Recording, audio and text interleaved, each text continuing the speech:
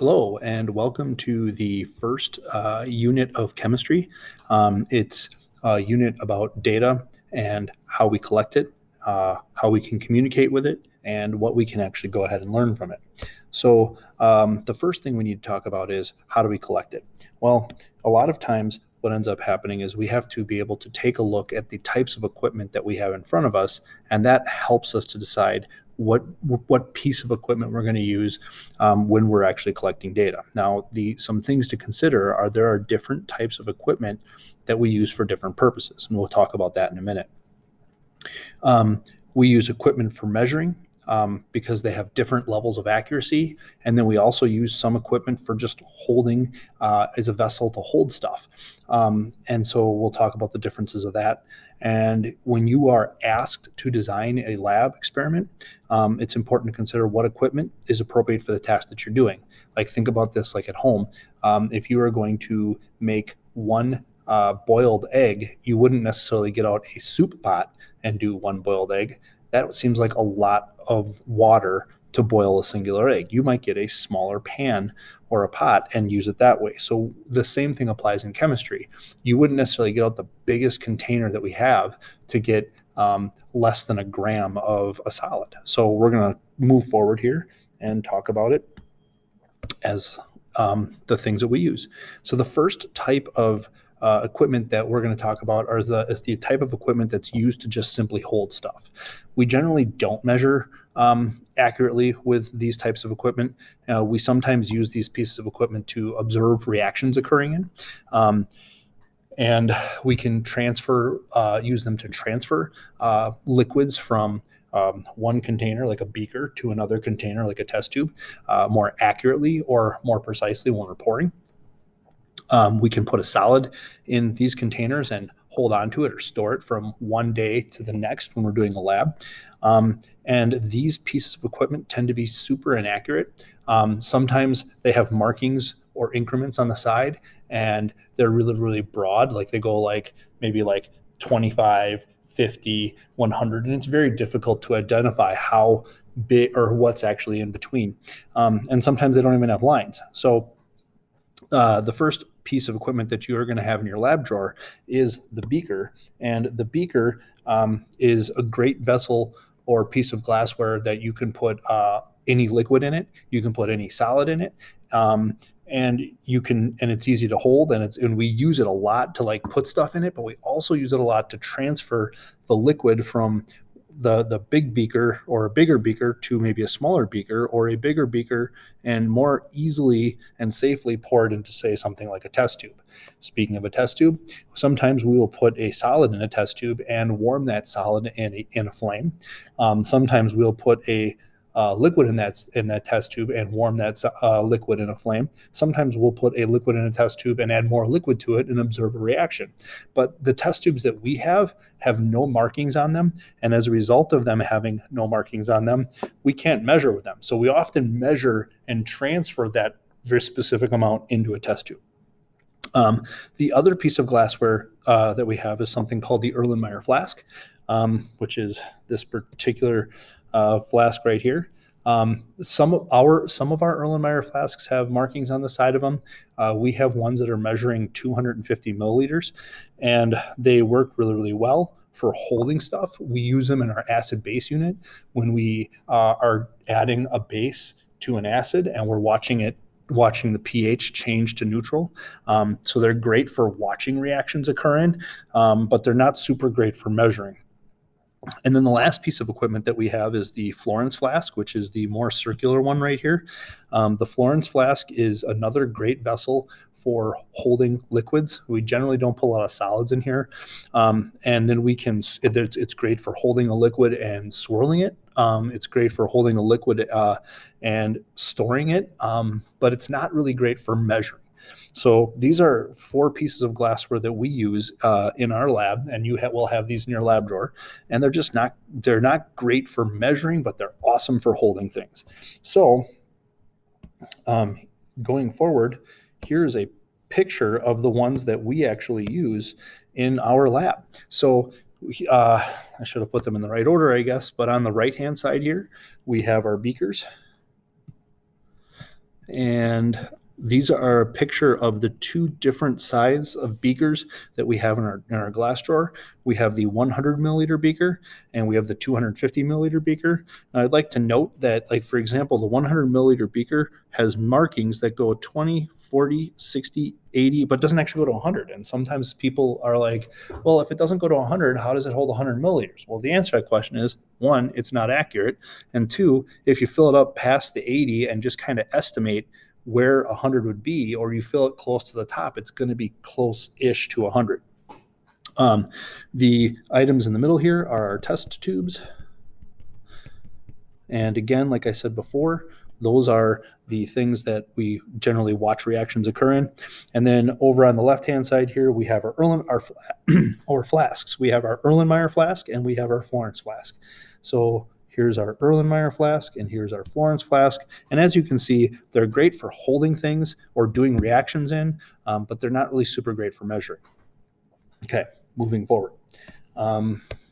So the next piece of or types of equipment that we need to talk about are the things that we actually do use to measure things. And there are three major pieces of equipment that we are going to be using to measure things accurately.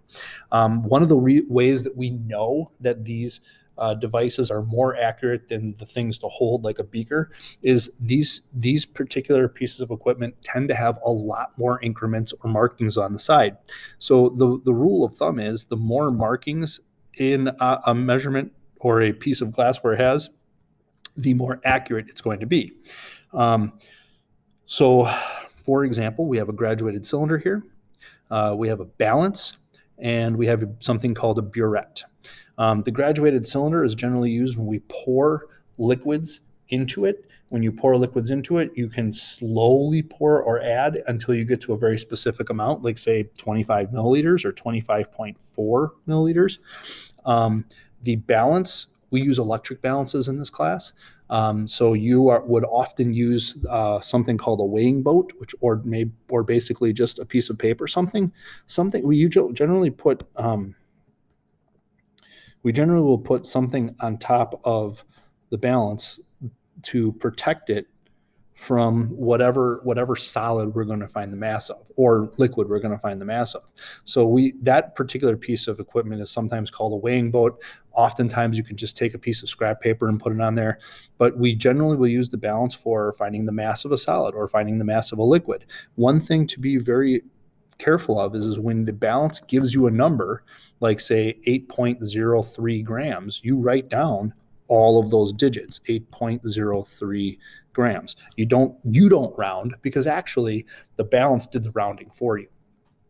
And then the last piece of equipment that we have here is the burette. And the burette is great for very, very, very accurately adding liquids or solutions to something else. We often use the burettes in our acid base unit, so we can slowly, accurately add specific amounts of base to, say, an acid. An acid, and it has this valve here that you will, right down here at the bottom, it has this valve here, and that valve you turn with your hand, and you can turn it just all the way, and so the fluid will come right out, or you can turn it just a little bit and the fluid will come out in little tiny drops like that. So you are in much more control of how much you're adding with a burette than you are, say, with a graduated cylinder. So some of these are going to be more accurate, but again, these are things to consider when you are designing your type of your experiment. Now, here are some pictures of the pieces of lab equipment that we just discussed. On the left-hand side is the burette.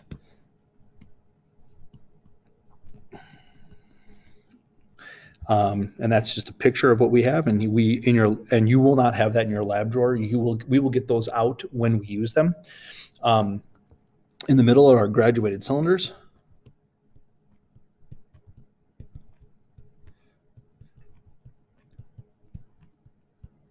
Our graduated cylinders in your drawer, we have a 100 milliliter graduated cylinder and we have a 25 milliliter graduated cylinder. And as you can see, they both have a lot of lines on them. And those lines or markings or increments make them significantly more accurate than, say, the beaker. And then the last thing is the scale or the balance. And here's our balance. Our balance is used to measure the mass of something, and all of our balances will go to 2 decimal places. So again, you would record everything to 2 decimal places. Now, moving forward, other common pieces of equipment are things that we might come across, which would be the deionized water bottle. So the deionized water bottle is exactly what it sounds like. It's a water bottle that has a little spout, and if you gently squeeze it, you will express some water, and that water is special water. It does not come from the tap. So if yours is empty, you would never ever fill it from the tap, because we have something in the back room that creates water that is as pure as we can possibly get it. It's almost all H2O. There's nothing else in it. There is, but like it's pretty pure. So that's what we call deionized water. In a lab, you will almost always be using deionized water as part of the laboratory experience. You will very rarely be using water that comes out of the sink. So then we have the Bunsen burner, and hopefully you're familiar with the Bunsen burner. You've probably seen them in movies. You might have even used them, probably last year in biology. Then we have a stir rod, and our stir rods are glass. And the reason why they're glass is because glass tends to be non-reactive. That is, it won't react with other stuff. So sometimes students will come on into lab and they'll see like a metal scoop or what looks like maybe a metal spatula, and they will start stirring with that. And I tend to go, whoa, stop what you're doing, because you could be causing a reaction that you don't want to cause. So that's why we always use the glass stir rod. Another thing is wire gauze. It simply is like a piece of screening with a little bit of ceramic in the middle of it. Wire gauze is something that we put on the ring stand apparatus, and when you put the wire gauze on, it serves as a platform. So you can like put a beaker on the wire gauze, and when you put the beaker on the wire gauze and then you heat it with a Bunsen burner, it more evenly heats the beaker itself. So that if we had a ring stand, and then we had our iron ring, and then we had the wire gauze, you could then put your beaker on top of there, and it wouldn't weeble wobble, and it would be more evenly heated because of this ceramic part of the wire gauze. It spreads the flame out a little bit. We also have a funnel. Funnel can be used to help more accurately transfer liquids or fluids from one container to another. And there should be one of those in your drawer. We also have something called filter paper, that when folded the proper way, you put the filter paper generally into the funnel, and the filter paper will stop solids from going through, and you'll hopefully just collect liquid on the other side, the bottom. We have a test tube clamp. The test tube clamp is something that we will use to hold a test tube, maybe while we take that test tube and put it in a flame and warm the contents of the test tube so our hands don't burn when we're holding the test tube. And then lastly, we have tongs. And the tongs are used to pick up objects that might be hot, or to pick up objects that might have something in them that we don't want to get on our hands. So you use the tongs to pick up, say, a beaker that's been heating, and put it down on the table so it can cool. And these are the basic pieces of equipment that you have in your lab drawer. So I have a couple pictures of the pieces of equipment that are in your lab drawer. Right here, the first one on the left-hand side here is a water bottle, the deionized water bottle. The one in the middle is the Bunsen burner. The one in the other middle is the wire gauze, and then the one all the way on the right-hand side is the glass stirring rod. The other things that are in your lab drawer are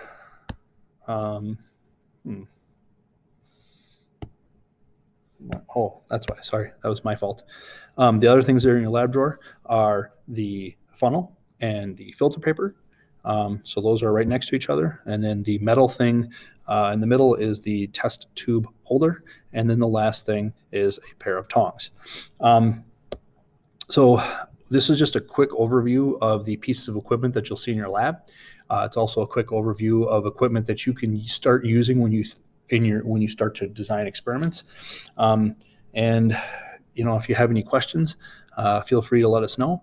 But hopefully you have a better understanding of the lab equipment that you'll be working with this year.